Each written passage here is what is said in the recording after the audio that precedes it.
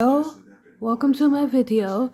Right now we are in Roblox because this is going to be a random video. He had been moved to the ECW brand of WWE. Benoit was in a program with CM Punk, where the plan was for him to win the ECW championship at the upcoming pay-per-view, Vengeance. Benoit, however, wasn't present for the house shows. So it's a bit different from what I was doing. Chavo Guerrero, and left a message telling him that Nancy and Daniel were suffering from food poisoning. So that's why he wasn't able to make the shows. Chavo called Benoit back to confirm the message, but noted that Benoit sounded groggy and tired. Chavo then called Benoit again 12 minutes later, concerned by how the phone call ended, but had to leave a message as Benoit didn't pick up. When Benoit did call back a few minutes later, he said that he had been talking with the airlines about changing his flights for the pay-per-view and apologized for sounding stressed with everything going on with his family. Oh wow. Okay. Which Chavo would later mention he put a particular emphasis on. And this is where I get more because I spent out of it. What's this? Okay.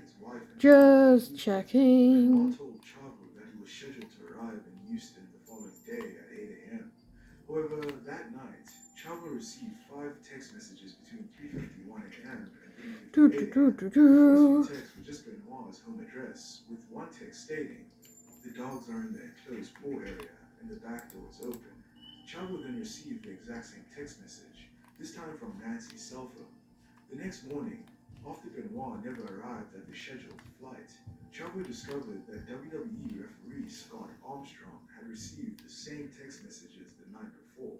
After no-showing the pay-per-view and still not having heard from Benoit in over 24 hours, Chavo showed the concerning text messages to WWE Vice President of Talent Relations, John Laurinaitis. With still no word from Benoit and now worried by the texts, WWE officials decided to send a wellness check to Benoit's home in Fayetteville, Georgia on the afternoon of June 25th. There, the police found the bodies of Chris, Nancy, and Daniel Benoit, all in different rooms of the house and all dead.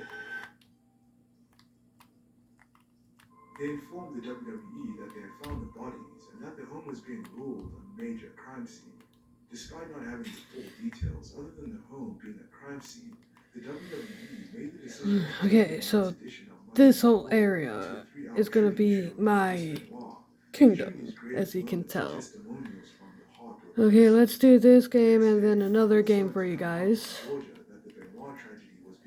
Especially on Roblox. In a rapid pivot, ahead of the Tuesday night SmackDown show. Okay, this home is known as the House of Dragon. Because I am. The order of events that took place at the Benoit household, and they came up with this. On Friday, the family was having a barbecue, but at some point in the night, an altercation began between small Nancy and home. Chris. As the fight escalated, Chris bound Nancy's limbs with cables and duct tape and gagged her with a balled-up tube sock and tape. He then pressed his knee into Nancy's back and strangled her to death with a telephone wire. Nancy's body was found wrapped in a blanket with a Bible laid next to her. The next day, Okay. officials say that Almost done. 7-year-old son, Daniel, a high dose of Xanax to sedate him. While Daniel was likely unconscious from the medication. Oh, look at that, 10K. Leaving him in his bed and again. Now I'm at 11K. Well, as you can see, like right here and right here.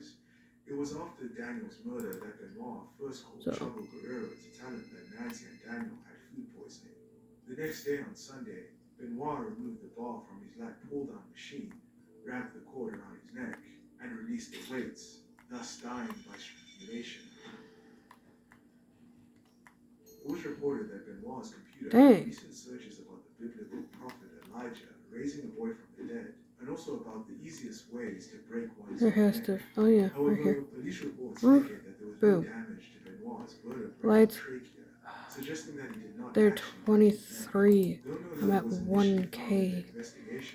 Benoit's father has since said that Benoit left a handwritten note in his own Bible, saying, preparing to leave this earth. The public was left scrambling to try and understand the motives and reasons behind the sudden and tragic events. As the media frenzy increased, with the story called The Crippler murdering his family, Royce became the primary suspect in what went wrong for Chris Benoit. Sorry if you hear anything in the background. It was said that he had been using It's just roids and YouTube. human growth hormone since his teen years in order to gain muscle mass. Following Eddie Guerrero's death in 2005, the WWE instituted a new wellness program, and some within the company argued that Benoit couldn't have been abusing roids because it would have popped up during wellness checks. However, particularly in the early days of the program, it was known that there was massive loopholes to allow wrestlers to continue to use performance-enhancing drugs. Nancy's text to Chris indicated as much, saying that everyone knew the wellness program was a farce. The WWE continued to defend themselves against the media outcry over Benoit's alleged roid abuse, specifically arguing that the premeditated nature of placing a Bible by each body shows that the murders were not a case 6K and of 7K. rage. However, once the autopsy reports were released, they showed outrageously high levels of testosterone in Benoit's body at the time of the murders, which indicated roid use. However, neuroscientist and former wrestler Chris Nowinski had a different theory than roid rage for what happened to Chris Benoit. Nowinski had been studying the effects of concussions on the brain, specifically in reference to CTE. Before Benoit had died, he reached out to Nowinski about his research. Benoit was known for taking massive trauma to the head, whether in the form of unprotected steel chair shots or his own diving headbutt maneuver. Chris Benoit even once said that he had lost track of the amount of concussions he suffered in his career. After the murders, Nowinski shared his CTE theories with Benoit's father. Nowinski was then granted access to Benoit's brain, which was tested, and the test revealed that Benoit had so much brain damage that he equated to an 85-year-old Alzheimer's patient, and that CTE was present in all 4 lobes of his brain. I am hiccuping. To dementia, but also to a change in emotional behavior, and could have been the leading cause behind the Benoit murders.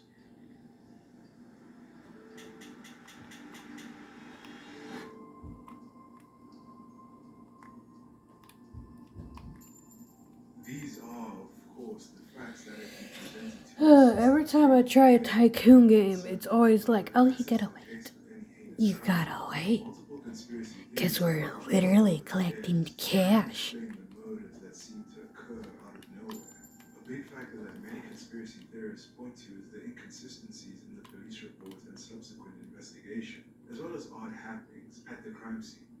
Going back to the day of the wellness check, the Fayetteville police who arrived there were initially unable to enter Benoit's home because of his 2 I'm at 5K, damn it.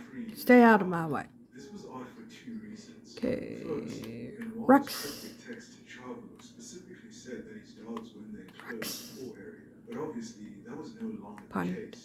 Secondly, the police ended up asking Benoit's neighbor, who had a history and good rapport with the dogs, to go in and move them. It was during this request Before I continue with the next level, let me complete the others. often alerted the police that something was wrong. But where questions abound with this entire situation is, even though the police didn't know what had happened in the house yet, why would they send an outsider into the home that could have potentially been a crime scene? By entering the home before the police did, Benoit's neighbor could very well have contaminated the crime scene. Another question here is why would Chris send Chavo a text where his address is if Chavo already knew where Chris lived, considering that Chavo 27. at Chris's house? There are other little details within the reports and crime scenes that, when put together, also pose more questions. For example, the knife was found underneath Daniel's bed, but there was no instances of it being used on any of the victims. Fingerprints were never taken at the crime scene or throughout the investigation as well. There were also 10 Right now, the video that I have on is for Benoit's conspiracies. Because, one, a painkiller and Xanax, an anti-anxiety drug in his system. because of the way he died and how he killed his wife and kid. Like, you don't see that every day. Because all I know is that It's crazy to know that he died not long after Eddie Guerrero, because Eddie Guerrero was an awesome person. But knowing that he passed away, and then Chris passes away, it's weird. The same ones where he sent the text to Chavo and Scott Armstrong. There have also been questions surrounding the body of Chris Benoit, which was reported in different positions depending on the officer. One officer said that Benoit was found lying on the floor next to the machine, while another This is gonna be a short one for you guys.